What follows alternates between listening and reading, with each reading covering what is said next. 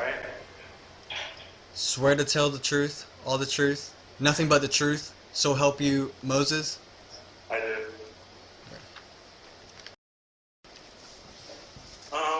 Well, I don't really have a strong opinion about the politics right now in Mexico because I've only been here for a little, for almost a year, and there's three parties here, and and plus my personality, I'm not really politically involved, and I wasn't politically involved in the States either. So,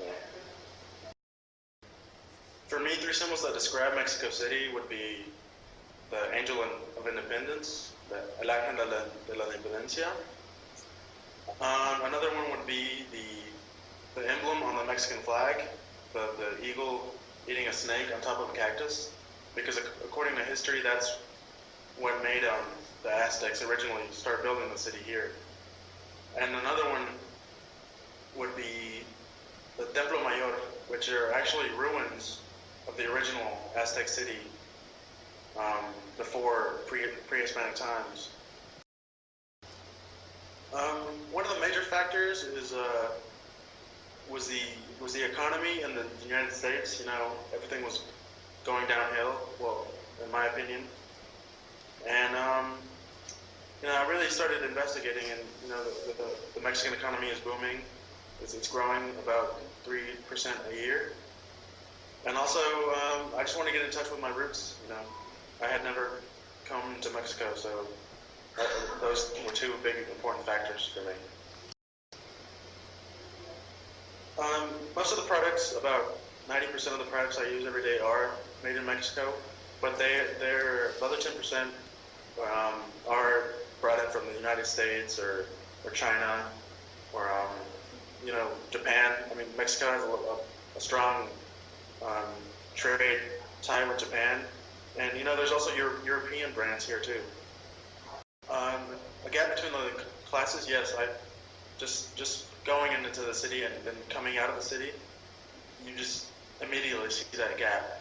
You go down the main highway in the capital, it's called Reforma, and you immediately see people driving the Mercedes-Benz, the Audis, all those luxury cars, the restaurants, the really nice restaurants, the really nice shopping malls. But outside of the city, it's just poverty, and it actually looks. I don't know if you've seen the favelas in Brazil. Yeah. That's actually what it looks like outside the city. The problems with the telephone companies never really. It's been an issue that I've noticed, and the social gaps don't really decide whether you have a cell phone or not. I mean, I've seen everyone with a cell phone here because they're prepaid, and there's also plans, but I'd say 90% of the people have prepaid plans. So I mean, all you have to do is put in like 10 pesos a day, 20 pesos a day, and that gets you throughout 2-3 days. So it's really cheap, and you don't have to have a lot of money to have a cell phone. It depends on the class of the person is the social economic class, because there's newspapers that are like the New York Times, the really nice newspapers, and there's also the smaller newspapers that only cost you like 3 pesos, and that's what usually most people read. And they have all the stories, who's been shot, the stuff the government is doing, and that's what I've noticed. That's where I've noticed most people get their news from.